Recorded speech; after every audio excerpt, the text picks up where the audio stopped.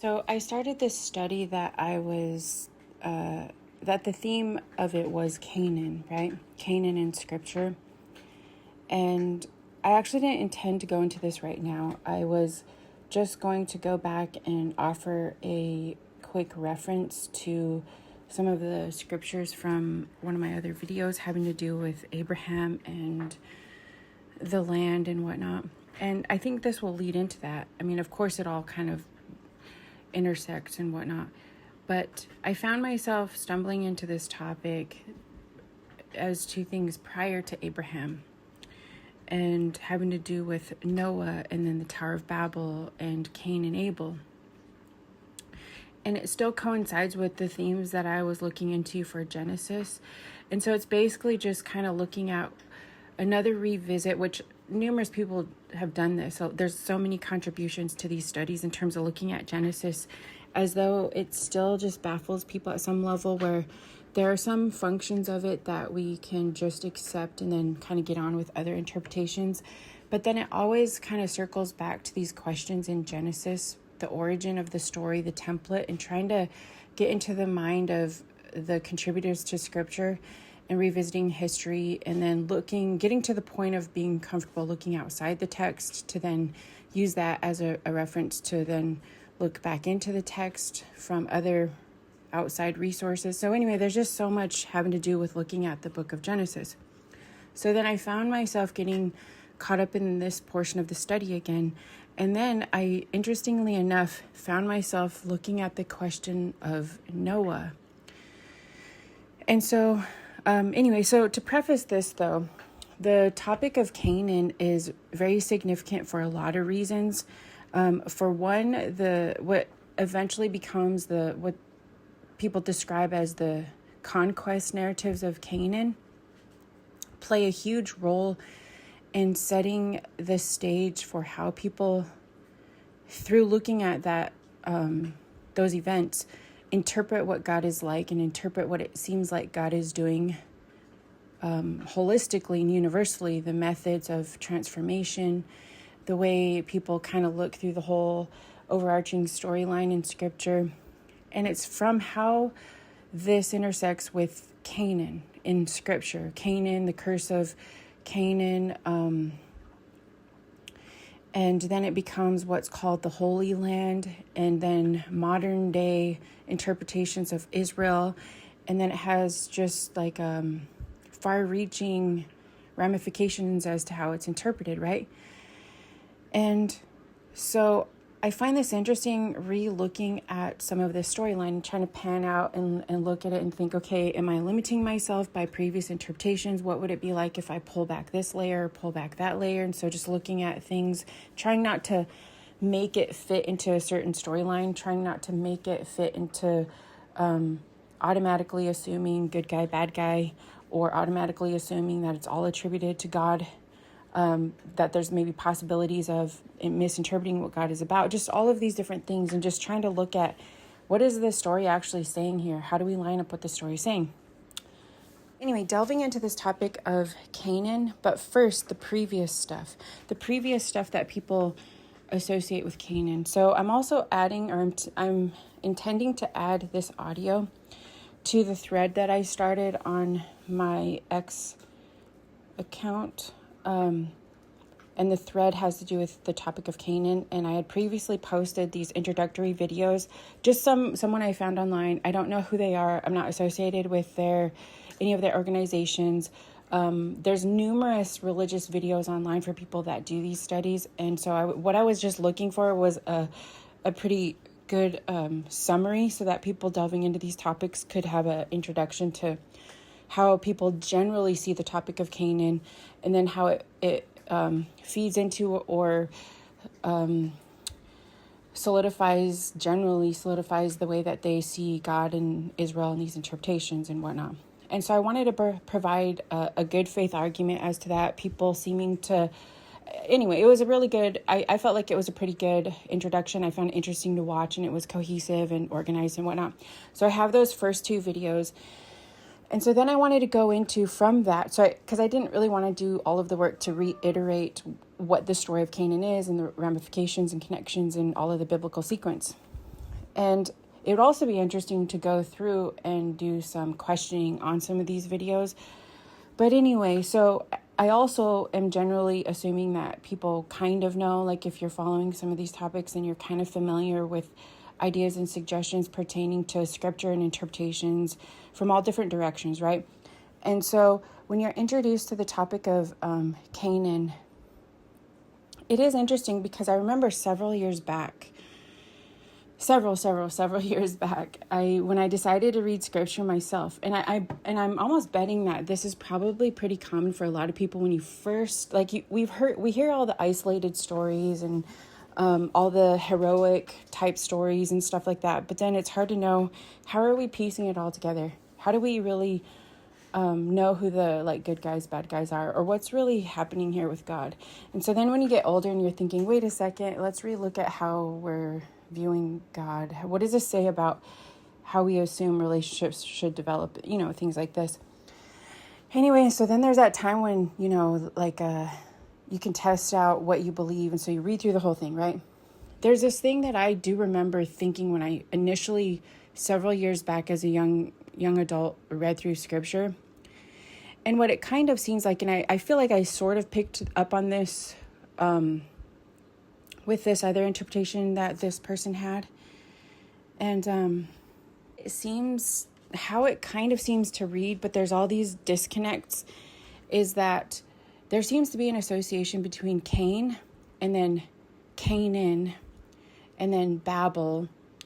And then later, we just keep hearing this story about Canaan.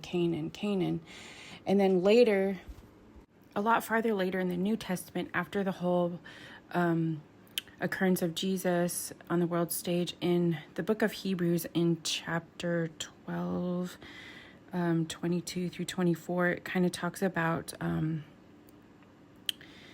this heavenly Jerusalem, after all of the symbolism, the heavenly Jerusalem. And then it says much more here, and then skip forward. It says, to Jesus, the mediator of a new covenant, and to the sprinkling blood that speaks a better word than the blood of Abel. So along these lines, there tends to be this certain symbolism from the stage of the garden, and then Canaan in Babylon, and then this whole approach through Canaan and Babylon, and then this new Jerusalem, and then finally this new covenant and the blood that speaks a better word than the blood of Abel. And this is all the way in the book of Hebrews in the New Testament, near the end. And so when you step back and you think about that, and you think, there does seem to be this cohesive theme having to do with Cain and Canaan and the curse and this new city. And it even seems that people are like, okay, well, it kind of seems like that. And, as a kid, a young adult, when I was reading it, I was like, that does seem like a pattern. There seems like a pattern there, but most people don't read it that way. They think there's a separation between Cain and then Canaan and all of these other different sequences. And this isn't exactly what I intended to approach for this study this week. And actually, it initially started out, I was just looking at Noah. And so I was looking at the story of Noah, thinking about some things. And lately, a lot of what seems to be circling, I don't know if I could say a lot, but what I've been seeing within some religious discussions has to do with this question, revisiting Genesis and looking at what was maybe happening there with this stage of Noah, having to do with these what they call the Nephilim and stuff like that. And so in Genesis 6, or the Nephilim and the giants, and what was going on in this story, what was happening at this time of Noah. And so in 6 it says, when men began to increase in number on earth and daughters were born to them, the sons of God saw that the daughters of men were beautiful, and they married any of them they chose. Then the Lord said, my spirit will not contend with man forever, for he is mortal. His days will be 120 years. The Nephilim were on the earth in those days, and also afterward, when the sons of God went to the daughters of men, had children by them. They were the heroes of old, men of renown. The Lord saw how great man's wickedness on earth had become, and that every inclination of the thoughts of his heart was only evil all the time. And the Lord was grieved that he had made man on the earth, and his heart was filled with pain. So the Lord said that I will wipe mankind whom I have created from the face of the earth, men and animals and creatures that move along the ground, birds of the air, for I am grieved that I have made them. But Noah found favor in the eyes of the Lord. So this is the beginning of, for those that are familiar, the story of Noah. It goes into Noah being called to create the ark, and then it preserves he and his family. And then, we're generally familiar with that stage of things, right? And so some people will say at this point, so it seems like a lot of times how people are dividing the stage out from, so there's Adam and Eve, and then they are sent out of the garden, and then it talks about them having offspring, and they have Cain and Abel. And then there's a story of Cain and Abel where in chapter 4, Genesis 4, Adam lay with his wife Eve, and she became pregnant and gave birth to Cain. She said, with the help of the Lord, I've brought forth a man. And later she gave birth to his brother Abel. Now Abel kept flocks and Cain worked the soil. In the course of time, Cain brought some of the fruits of the soil as an offering to the Lord. But Abel brought fat portions from some of the firstborn of his flock. The Lord looked with favor on Abel and his offering. But on Cain and his offering he did not look with favor. So Cain was very angry, and his face was downcast. Then the Lord said to Cain, why are you angry? Why is your face downcast? If you do what is right, will you not be accepted? But if you do not do what is right, sin is crouching at your door. It desires to have you, but you must master it. Now Cain said to his brother Abel, let's go out into the field. And while they were in the field, Cain attacked his brother Abel and killed him. Then the Lord said to Cain, where is your brother Abel? I don't know, he replied. Am I my brother's keeper? The Lord said, what have you done? Listen, your brother's blood cries out to me from the ground. Now you are under a curse and driven from the ground, which opened its mouth to receive your brother's blood from your hand. When you work the ground, it will no longer yield its crops for you. You will be a restless wanderer on the earth. Cain said to the Lord, my punishment is more than I can bear. Today you are driving me from the land, and I will be hidden from your presence. I will be a restless wanderer on the earth, and whoever finds me will kill me. But the Lord said to him, not so. If anyone kills Cain, he will suffer vengeance 7 times over.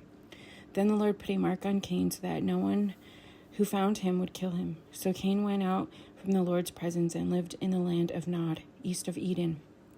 Cain lay with his wife, and she became pregnant and gave birth to Enoch. Cain was then building a city, and he named it after his son Enoch. So on and so forth.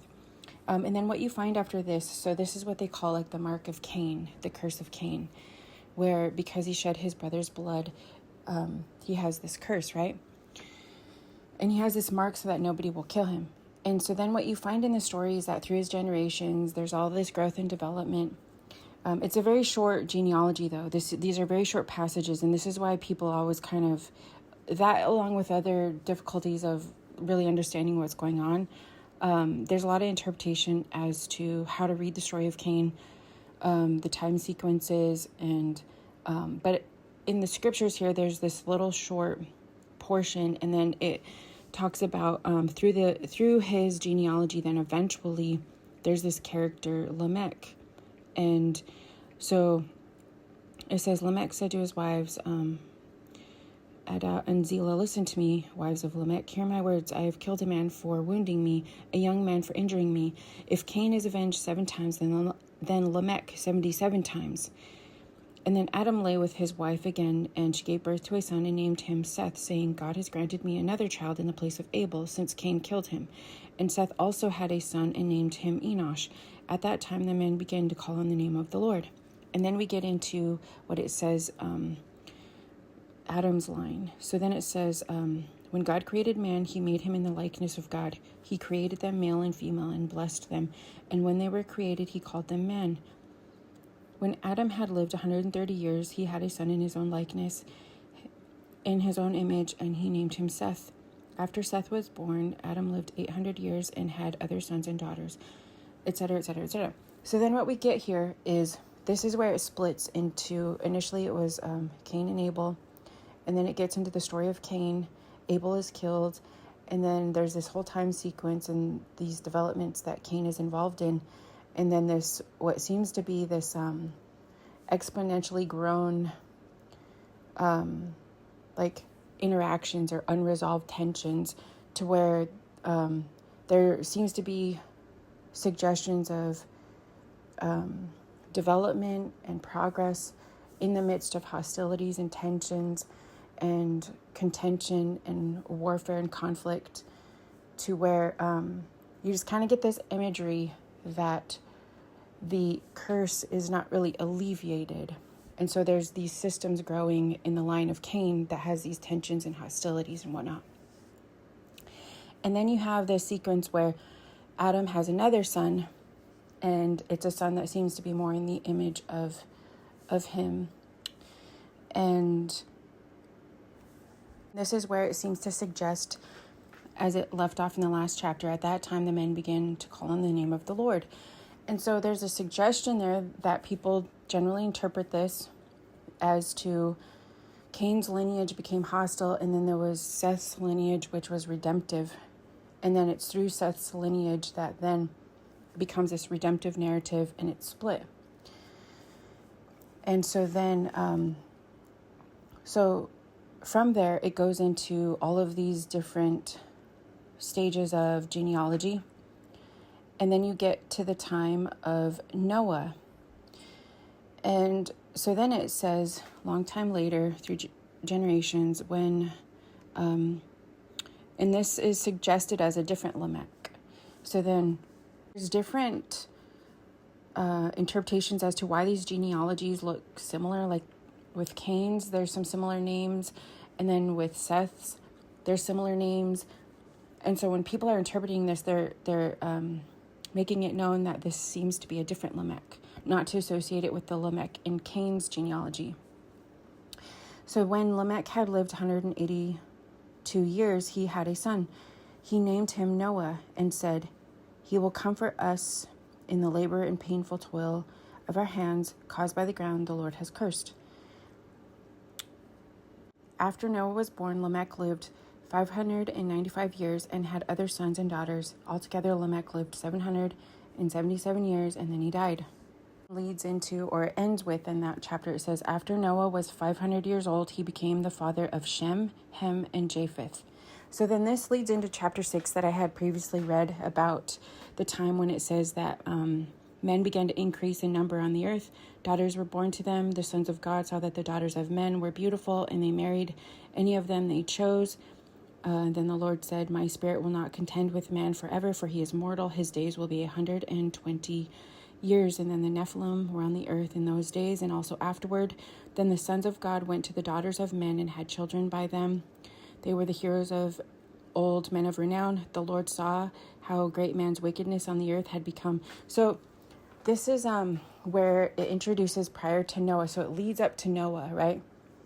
And this is where there's this split where it's suggested that after the time of Noah, it shifts everything to what's preserved through Noah through the line of Seth. And then through Seth is Noah. And then through Noah is Noah's sons. And then through Noah's sons, it shifts to Shem away from the other sons.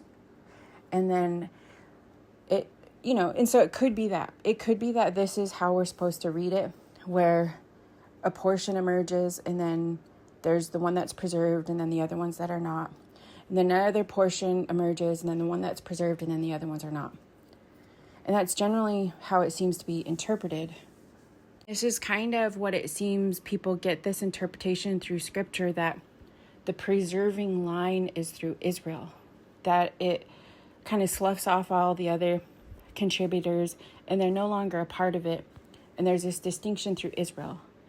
And then that's how it seems to lead up to Canaan and the conquest narratives and being at odds with the other nations. And then people interpret it as everybody is constantly against Israel because Israel has this like preserving portion that is the only redemptive aspect on the world stage. And so then we have this intersection of nations and these interpretations, right? There seems to be these discrepancies within scripture where some of these other characters that seem like they're not a part of this work end up becoming a part of it. So then people do try to interpret that, and they're thinking, well, eventually maybe it's because once it reaches this, like it's kind of in a holding place, and then once it reaches the stage of Jesus, maybe Jesus just transforms it and allows everybody in and is still preserving Israel. And so all of these different interpretations, right? So I'm thinking about this, and I'm trying on these ideas, and I initially was just going to go into, as I was saying, the stage of Abraham when he reaches the point through the lineage. So there's Noah and then Noah's sons, and then Abraham through Noah's son Shem, or that lineage. And so I was simply just going to look at Abraham as that descendant and looking at what was said and kind of cross-reference, looking at what is said about Israel, right? Because that's what we're thinking about today. And then it got really interesting because I was starting to look at Noah and this storyline